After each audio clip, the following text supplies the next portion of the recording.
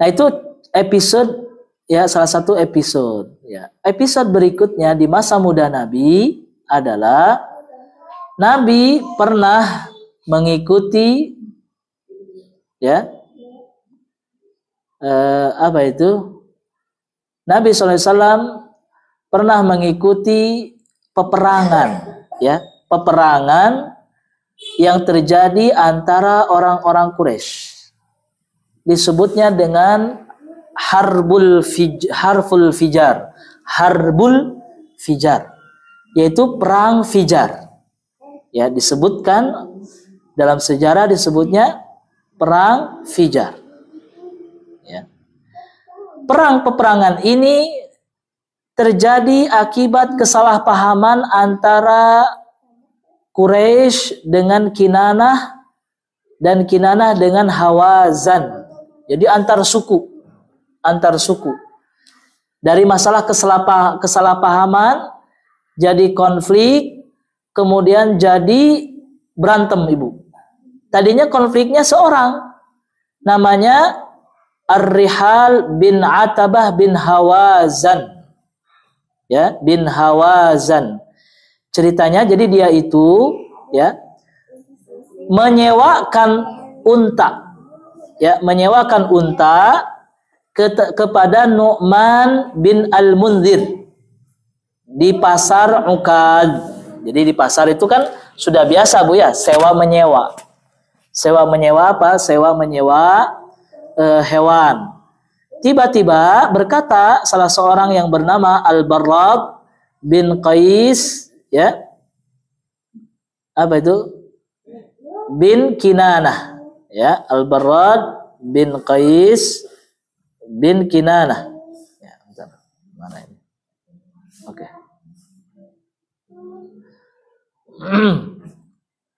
Nah, dia berkata, qala atujiruha ala Kinanah? Ya. Apakah engkau menyewakan unta itu kepada Kinanah? Qala na'am. Wa 'alal khalqi fa kharaja biha Umar wa kharaja al-Barrad yatlubu ghaflatahu hatta qatalah. Gara-gara masalah sewa menyewa tidak ridho, tidak rela sampai dibunuh, Ibu. Yang punya untanya apa? Dibunuh. Gara-gara apa? Kesalahpahaman tadi. Pan kitu, Ibu.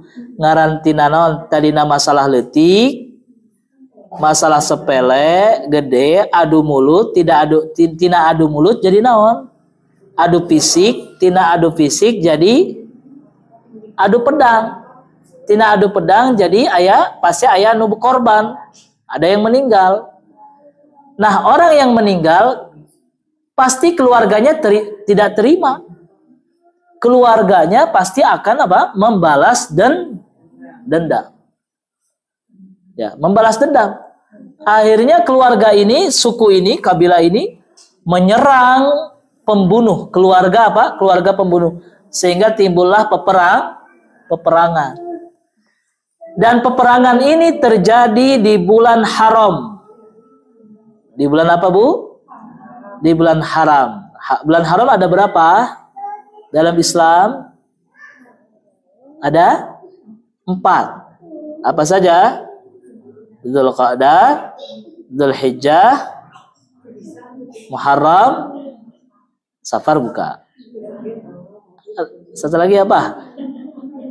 Itu udah para roho. PR lah tilu heula. PR tilu heula ya.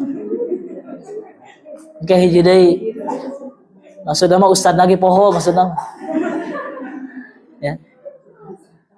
Ya, jadi ada 4. Rajab, ya, betul. Rajab, ya. Itu bulan haram, Bu. Maksud bulan haram itu apa? Tidak boleh berperang. Libur. Aya kacik itu, Bu nya. Aduh, Gusti nu agung. Jangan naon make apa meureun jahiliyah. Orang-orang jahiliyah teh naon sih bodoh. Ya, bodoh. Ya. Jadi libur heula selama 4 bulan mah ulah perang, tapi dilanggar. Dilanggar kalakah naon? Kalakah perang. Gitu. Ya. Nah, terjadi perang sehingga Rasulullah pun ikut terlibat. Karena Quraisy ikut perang, Nabi pun ikut perang. Cuman usia Nabi waktu itu masih usia belasan tahun. Antara 12-an tahun atau 14 tahun. Itu usia Nabi. Nabi kebagian tugas, apa tugasnya? Mengambil lemparan tumbak dari musuh. Ya, anak bawang. Nah, mengambil lemparan tumbak, lemparan panah dari musuh. Jang cokot jang, cokot gitu. Jang kumpulkan jang gitu. Jadi dititah-titah. Masya Allah. Ya. Padahal ibu resikonya besar itu ibu mengambil lemparan itu. Bisa jadi batur ke manah teh naon? Ka panah gitu. Ka tumbak. Ya, itu resikonya besar. Tetapi Nabi sudah tertanam dalam diri Nabi keberanian. Ya, pantang menyerah, berani, gagah, perkasa, siap menghadapi resiko. Ini yang harus ditanamkan kepada anak-anak muda sekarang. Di mana anak muda sekarang ini, Bu, lebay-lebay. Hah? Ya, main HP mulu. Lebay-lebay, Bu. Ya. Tepira ku kolot nanti titah santren, Ibu. Diasupkan ke pesantren karake saminggu. Cerik hayang balik. Gusti nu agung. Da di pesantren oge atuh da lain perang di pesantren oge masih kena bisa dahar. Aya babaturan, kenah didinya. Ya. Tak itu Ibu, jadi keberaniannya itu harus ditanamkan semenjak kecil Ibu. Bagaimana cara menanamkan keberanian? Si anak jangan terlalu dimanja. Segala sesuatu dinaunkan Bu. Dicumponan. Jangan. Sekali-kali anak kita diajarkan mandiri, berani, ya, dan seterusnya. Ya. Nah, setelah mengumpulkan panah, mengumpulkan tumbak, panah dan tumbaknya itu diberikan kepada paman-paman Nabi. Nih, mamang nih, geus menang sakieu, ya, gitu. Lalu pamannya perang lagi. Seperti itu, luar biasa ya. Cuplikan potret kehidupan Nabi di masa remaja. Ya. Nah, itu untuk perang apa? Ikut serta di dalam peperangan.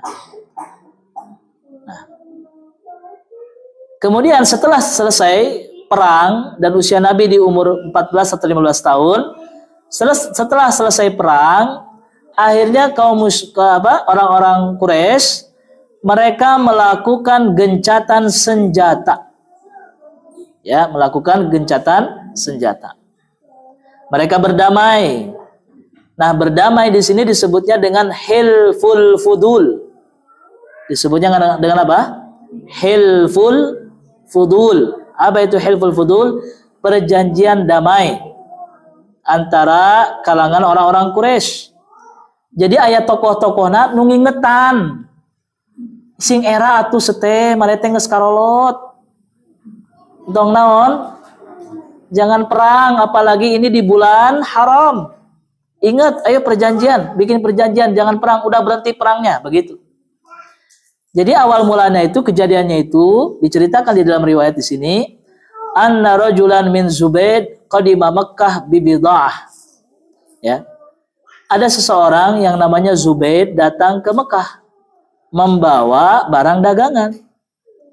Kemudian barang dagangan ini dibeli oleh orang Mekah namanya Al-As bin Wa'il. Al-As bin Wa'il. Ya, setelah diambil barangnya enggak dibayar. Ya. Jadi licik gitu punya, ari nyokot hayang, ari bayar mung. Aya tanu gitu Bu. Aya gitu banyak gitu kan.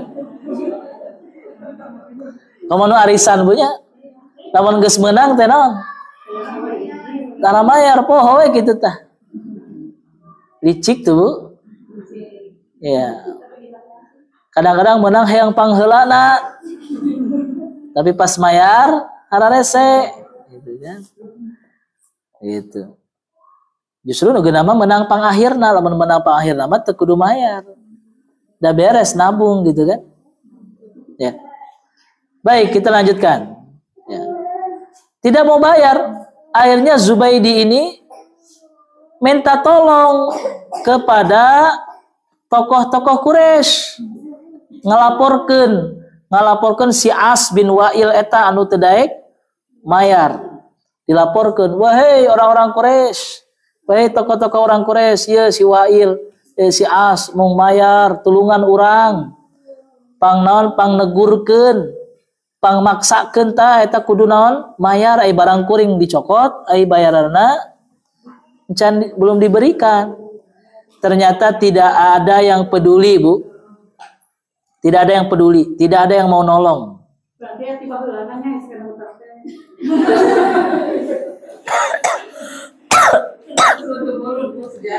Jadi iya Mbak, ibu curhat punya. Curhat. Iya. Jadi memang ibu cara obat hati itu membaca sejarah. Jadi supaya ngerasakan geuninganan naon anu menimpa urang teh lain ayeuna hungkul baheula oge. Jadina hati teh keubaran. Alhamdulillah eueuh sabar. Jadina ngupahan naon? Ngupahan hati gitu nya. Lalu akhirnya si Zubaid ini menyampaikan keluhannya dengan kata-kata syair. Berdendang, bukan ngalain ngalagu lain. Kemanakah orang-orang Quraisy? Aku meminta pertolongan, tidak ada yang menolongku. Di manakah keadilan kalian? Di manakah rasa peduli kalian? Gitulah macam kurang mempunyai pidato lah gitu dengan kata-kata syair yang indah. Akhirnya kan rame. Orang-orang kan jadi kepo. Eta saha eta nu pidato aya naon? Oh, eta ngaranna Zubair. Nah, yang peduli ada satu orang, Bu.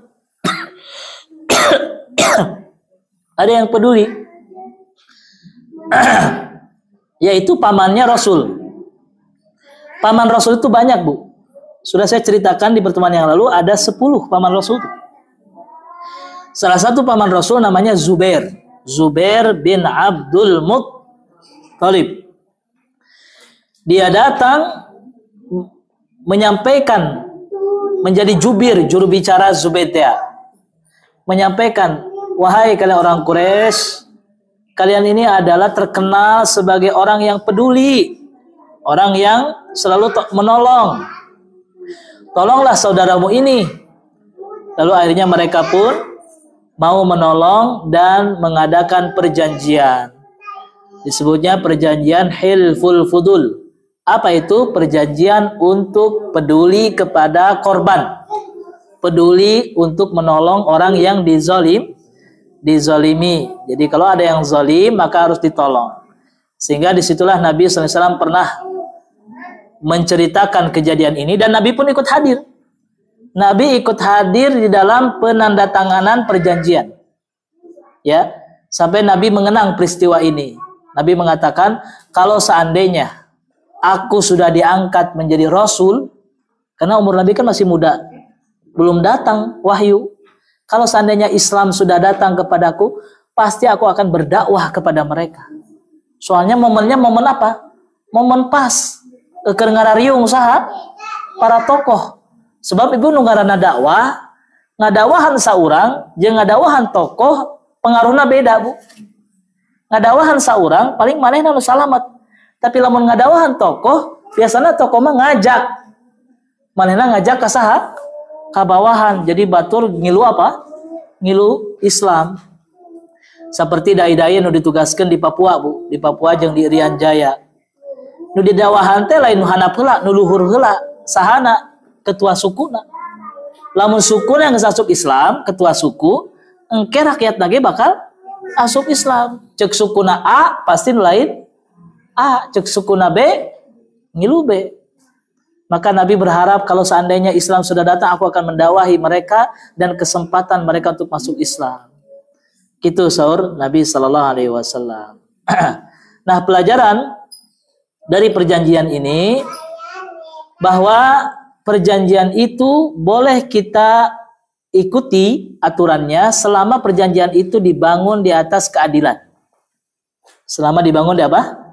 Di atas keadilan. Ya. Selama perjanjiannya itu tidak bertentangan dengan syariat Islam. Kalau perjanjiannya bertentangan dengan Islam, jangan ikuti. Contoh, perjanjian antara kita dengan pihak bank. Apa perjanjiannya? Gaya minjem, tapi asal dibalik ke kudu aya leuwihna. Nah, itu teken kontrak perjanjian, jangan. Kalau seperti itu jangan, Ibu. Ya.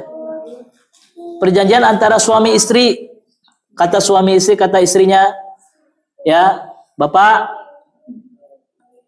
boleh nikah dengan saya dengan syarat. Ya, apa syaratnya? Bapak harus berbuat dosa misalnya. Nah, kalau seperti itu jangan. Tapi kalau persyaratannya tidak bertentangan dengan syariat, misalnya begini, Bapak gaya nikah dengan saya, tapi dengan syarat, Bapak jangan dulu nikah lagi sebelum saya meninggal. Boleh atau tidak? Boleh ya.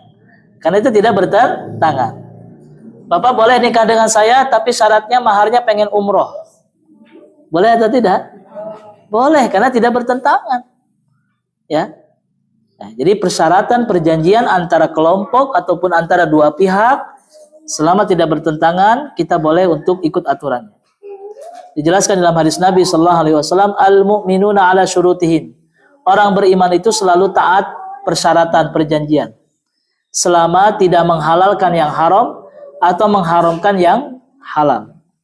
Nah, itu pelajaran yang bisa kita ambil dari perjanjian ini.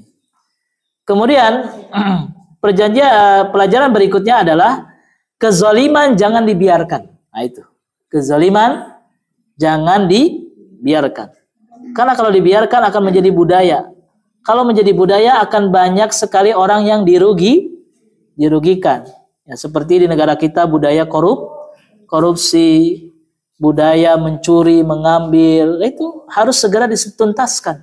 Harus segera diselesaikan karena kerugiannya besar, menyangkut negara dan seterusnya. Begitu pula kezaliman yang ada di keluarga kita, di rumah kita. Kalau ada kezaliman, jangan dibiarkan. Kita punya anak perempuan, bawa laki-laki yang bawa pacarnya ke rumah, belum nikah, belum halal. Ya, kita sebagai orang tua harus tegas. Nah, belum waktunya. Ini bukan cara pacaran yang benar. Bukan seperti ini. Kalau si laki-lakinya serius, datang ke sini, datang menghadap ke orang tuanya, nyatakan kapan mau menikahinya. Tapi kalau belum ada keseriusan, lebih baik jaga pandangan, jaga diri. Ya, jangan dulu ada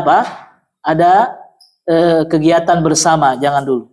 Ya, karena itu bukan hubungan yang halal, masih hubungan yang haram. Melihat antusias masyarakat yang mendaftarkan anak-anaknya di Pondok Pesantren Al-Quran Darul Yusr untuk belajar Al-Quran dan pendidikan keislaman, namun karena terbatasnya sarana dan prasarana pesantren, maka kami mengajak sahabat-sahabat iman yang ingin mendapatkan pahala jariah, yuk ikut berinfak di dalam program kami. Ada dua program yang ingin kami sampaikan. Pertama adalah untuk pembebasan lahan pesantren seluas 5.300 meter persegi atau senilai 1 miliar lebih. Dengan berwakaf tanah sebesar 200.000 per meter saja, Anda sudah mendapatkan saham investasi akhirat. Silahkan salurkan infak wakaf Anda ke rekening Yayasan Al-Baitul Ma'mur Indonesia, Bank Syariah Indonesia atau BSI di 712-1020558. Program yang kedua yang Anda bisa ikut serta di dalam kebaikan ini juga adalah pembangunan gedung pesantren Darul Yusr dengan luas tanah sebesar 1054 meter persegi atau senilai 3 miliar untuk pembangunan gedung ini 2 lantai. Dengan berinfak minimal 100.000 saja, Anda sudah mendapatkan saham amal jariah. Silahkan salurkan infak dan wakaf Anda ke rekening donasi pendidikan Darul Yusr Bank Syariah Indonesia atau BSI di 717-828-3205. Apa yang Anda infakkan semoga menjadi sebab keberkahan rezeki Anda, kesehatan Anda, dan mendapat pahala yang akan terus mengalir dalam catatan kebaikan Anda. Jazakumullahu khaira. Assalamualaikum warahmatullahi wabarakatuh.